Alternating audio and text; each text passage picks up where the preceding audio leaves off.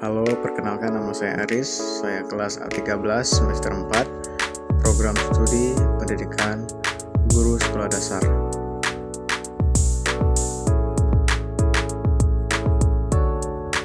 Di sini saya akan menjelaskan materi pembelajaran kelas 5 SD tentang cerpen atau cerita pendek. Cerpen merupakan salah satu karya sastra yang menarik untuk dibaca. Di dalamnya terdapat unsur-unsur intrinsik seperti halnya dengan karya sastra lainnya, novel, drama, dan juga puisi.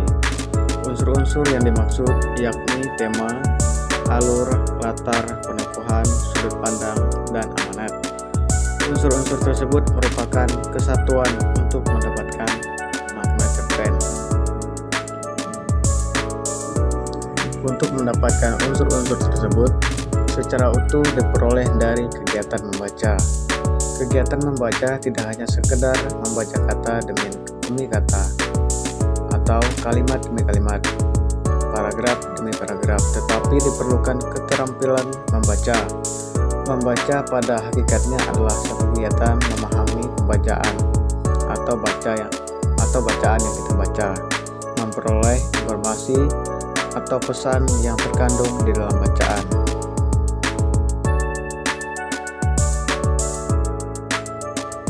Pengertian cerpen. Pengertian cerpen menurut Kamus Besar Bahasa Indonesia. Cerpen merupakan cerita pendek yang berisi tentang kisah cerita yang berisi tidak lebih dari 10.000 kata. Pada umumnya, cerita pada cerpen bisa memberikan kesan domain dan berkonsentrasi pada permasalahan satu tokoh.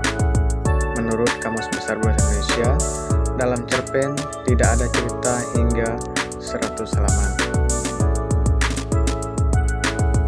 Cerpen menurut beberapa ahli. Yang pertama, Nugroho Noto Susanto. Menurutnya, cerpen adalah kisah cerita pendek yang dibuat dalam jumlah kata mulai dari 5.000 kata serta memperkirakan 17 pp atau spasi ganda. Selain itu, kisah pada cerpen hanya berpusat pada dirinya sendiri, yang berarti hanya satu tokoh saja. Kemudian menurut J.S. Badudu, menurutnya adalah cerpen atau cerita pendek berfokus dan berkonsentrasi pada satu peristiwa kejadian. Pada peristiwa kejadian tersebut hanya mengisahkan satu cerita saja. Kemudian yang selanjutnya menurut K.H. Menurutnya, cerpen merupakan prosa pendek di mana kisah cerita ditulis secara fiksi dan fantasi. Selanjutnya ada menurut cerpen. Cerpen merupakan cerita pendek yang ditulis secara singkat dan pendek.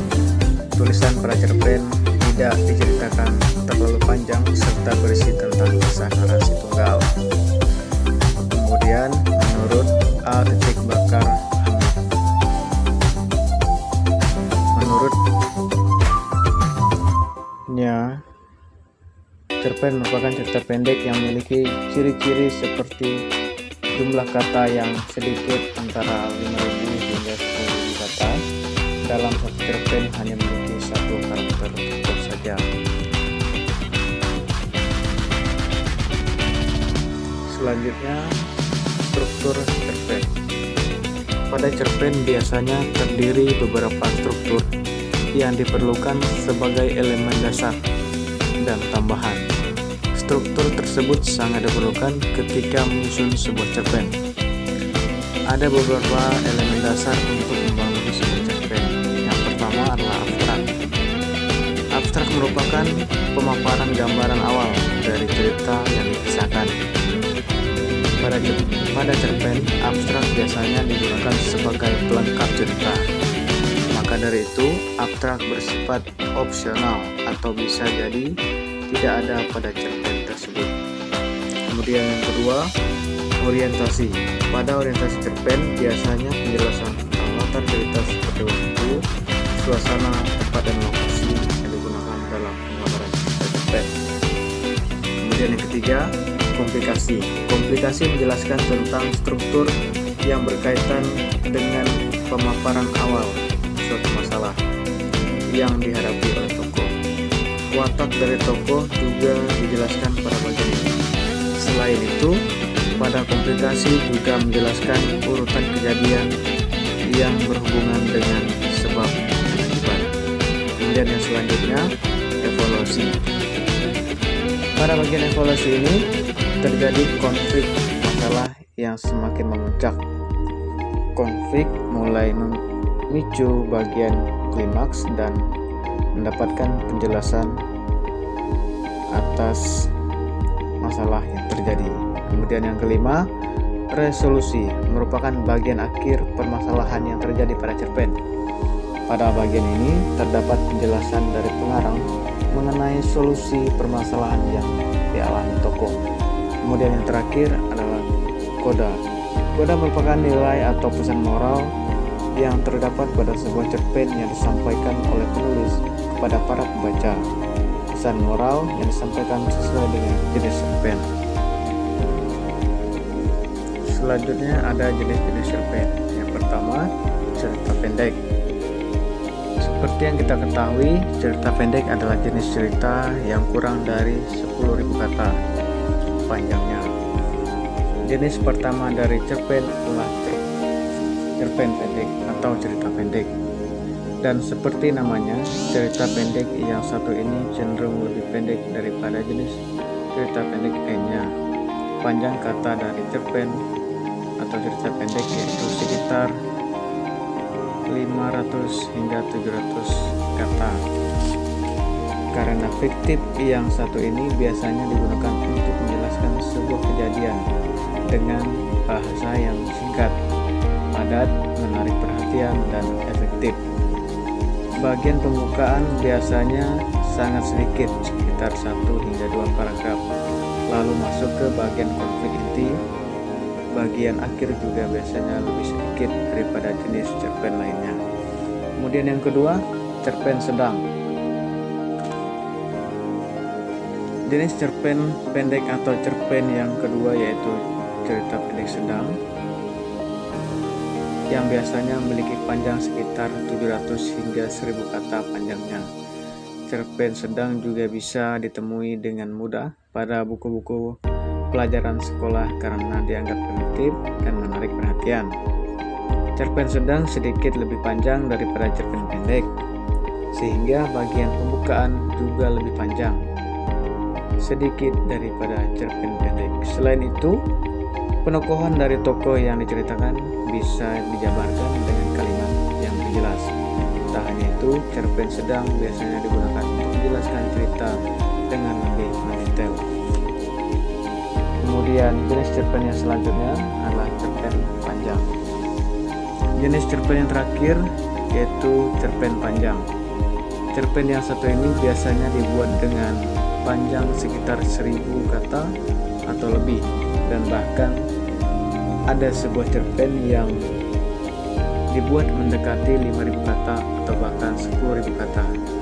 Jenis cerpen yang satu ini memiliki ciri umum yang penuturannya yang santai, karena penulis ingin menuturkan cerita yang lumayan panjang. Biasanya bagian pembukaan dan penutup cukup panjang pula. Proses memasuki bagian konflik juga lebih panjang dari biasanya, sehingga pembaca bisa lebih memahami cerita dengan lebih mendetail. Biasanya jenis cerita pendek yang satu ini jarang ditampilkan pada buku belajar karena cukup panjang. Selanjutnya ada unsur intrinsik cerpen. Sebuah cerpen atau cerita pendek memiliki unsur pembentuk yang harus ada di dalam cerpen itu sendiri. Unsur ini dinamakan dengan unsur intrinsik.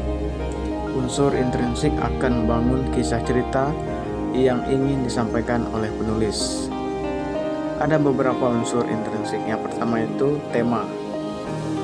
Sebuah cerpen harus memiliki tema cerita. Hal ini karena tema menjadi unsur utama yang ingin disampaikan penulis pada kisah ceritanya. Kemudian yang kedua, alur atau plot. Alur atau plot merupakan urutan peristiwa atau jalan cerita dalam sebuah cerpen. Pada umumnya, alur pada cerpen diawali dengan perkenalan, konflik masalah, dan penyelesaian. Kemudian yang ketiga, setting. Setting merupakan penjelasan mengenai latar atau tempat, waktu dan suasana yang terjadi di dalam cerpen tersebut. Kemudian keempat, tokoh. Tokoh merupakan pemeran yang diceritakan dalam sebuah cerpen. Tokoh terdiri dari pemeran utama dan pemeran pendukung. Selanjutnya, watak. Watak merupakan gambaran sikap dari para pemeran. Watak terdiri dari 3 jenis, yaitu protagonis, baik, antagonis, jahat, dan netral. Kemudian yang keenam, sudut pandang atau point of view. Sudut pandang merupakan cara pandang pengarang saat menceritakan kisah pada sebuah cerpen. Sudut pandang dibagi menjadi 2 bentuk, yaitu sudut pandang orang pertama yang terdiri dari pelaku utama dan pelaku sampingan. Kemudian yang ketujuh itu amanat.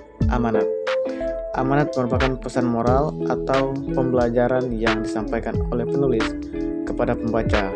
Pesan moral yang disampaikan biasanya dalam bentuk tersirat maupun tersurat.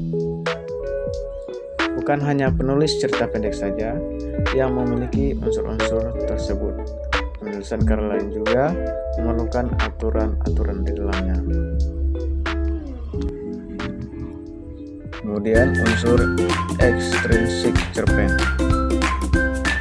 Ada sebuah cerpen seringkali terdapat penambahan peristiwa yang terjadi dalam sebuah lingkungan.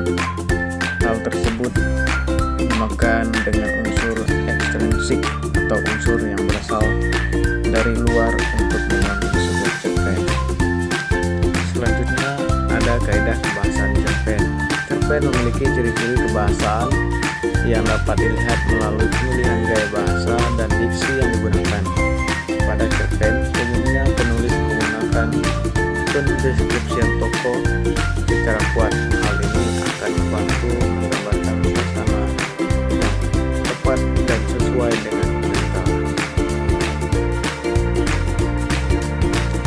Kesimpulan, cerita pendek atau biasa disingkat dengan cerpen merupakan salah satu jenis prosa yang isi ceritanya bukan kejadian nyata, tetapi cerita fiksi.